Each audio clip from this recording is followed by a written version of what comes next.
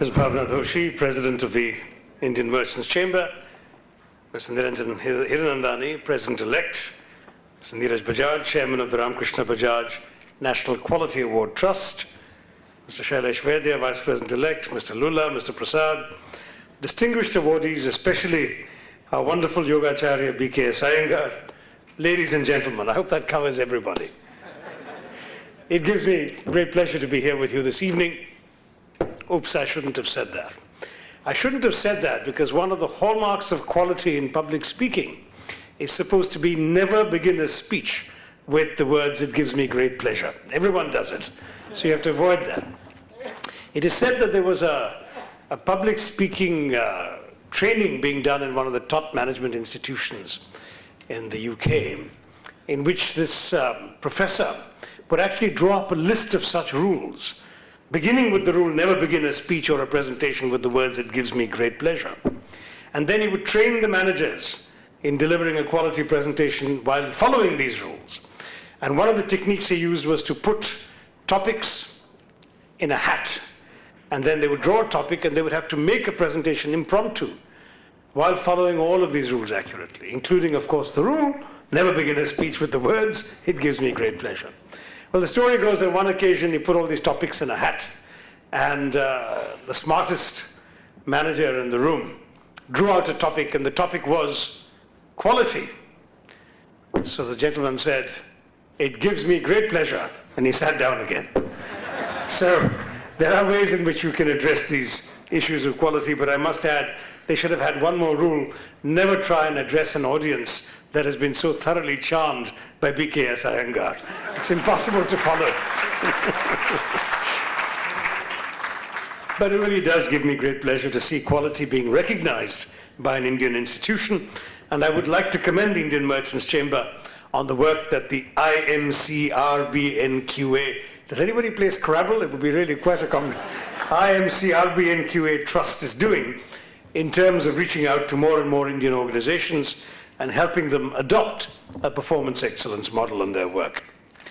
Given that the late Sri Ramkrishna Bajaj's motto was, as we've heard, trust in quality and business ethics, and that he pioneered the quality movement in our country, it's fitting that this award named after him is not just a prize, but a process, one in which all applicant organizations, whether they win an award or not, receive a detailed feedback report, beneficial to map the quality journey of the organization, and of course to help them bring improvements in their performance.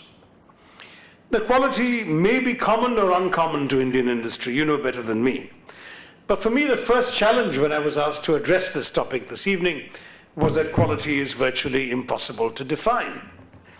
It is said that quality is something whose presence is never acknowledged, but whose absence is always noted. But then quality is rather like India. Anything I can tell you about it, the opposite is also true.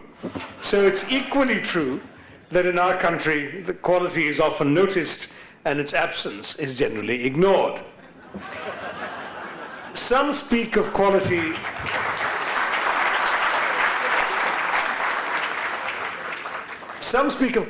as a feeling rather than a measurable construct. Thus, an airline can advertise its quality not by indicators, measurable indicators like the punctuality of its flights, the taste of its food, or the pitch between its seats, but by a slogan that says, "We love to fly and it shows." There's quality. The ultimate conclusion then is that quality is not easily amenable to definition, but rather like pornography, you know it when you see it. And yet the idea of quality relates to something that is quite fundamental to humanity. The idea of quality emerges from a basic human desire to excel. Now, quality is not merely for a small elite who have the talent and the resources to excel. It inheres in all of us. It is a core aspect of humanity. No matter how rich or poor you are, everyone at some time or the other in their life experiences this aspiration for quality.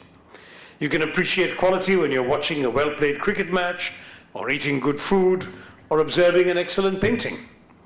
This is why we recognize quality today in such a wide variety of fields, honoring quality in zinc, in insulation, in petroleum, banking, and education, as well as, of course, in yoga. As I'm sure we've all realized today, quality is inspirational and motivational. It makes you a winner, and it makes you appreciate winners. It implies a level of consciousness that comes from working for a higher goal and not just for a petty purpose. This is important for any individual, but also for any country or corporation. Quality, in my view, actually is not just excellence. It must emerge from the pursuit of excellence for a larger purpose than its own self. To attain true quality, we must set goals that go beyond our immediate needs. That is why in these brief remarks I will not restrict myself to the kind of quality that you have examined and awarded today. I'm not a management expert.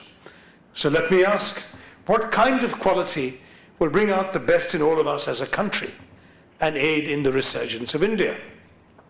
As the well-known management and quality guru Philip Crosby said, and I quote, "Quality is the result of a carefully constructed cultural environment. It has to be the fabric of the organization, not part of the fabric." Now this certainly applies to the legend amongst us, the Yogacharya, Shri B K S Iyengar. But it also applies to our country as well.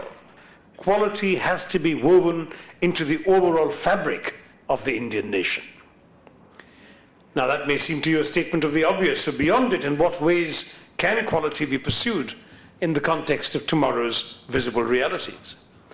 To my mind, in the quest for quality, there are three aspects that are worth thinking about today, and this is not an exhaustive list, there can be many others, but three that I've dropped before you, which in my view can help in the resurgence of quality in India and bring us into the next decade with confidence.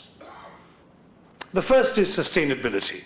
I was so delighted when Ms. Bhavna Doshi presented me with a certificate of a garden of 100 trees planted in my honor. I'm truly honored because we need to emphasize quality in the pursuit of the noble cause of preserving the earth. Every human being should want this, since none of us is exempt from vulnerability to the vagaries of the environment. Every person can identify and relate to both the destructive and the necessary reviving forces around us in our environment. We hear of idealistic school children and concerned adults, government bureaucrats and NGO workers, technologists and economists, and of course the media, looking at the challenge of the environment with mounting vigor and passion. The discussions of global environmental challenges, whether in Copenhagen or Kolkata, in Durban or Delhi, have engaged already large and influential sectors of opinion in our country. Part of the challenge for India's leadership on this issue is the art of simultaneously raising public consciousness and steering the tenor of the debate beyond the sterile dogmas of received positions. The conventional wisdom may have the merit of being right, but it is by definition rarely original and cannot cast light on new ways forward out of old dilemmas. There's therefore great need to think afresh, to come up with innovative approaches, and to educate media, civil society, and politicians on what exactly is at stake and why we need to produce new ideas.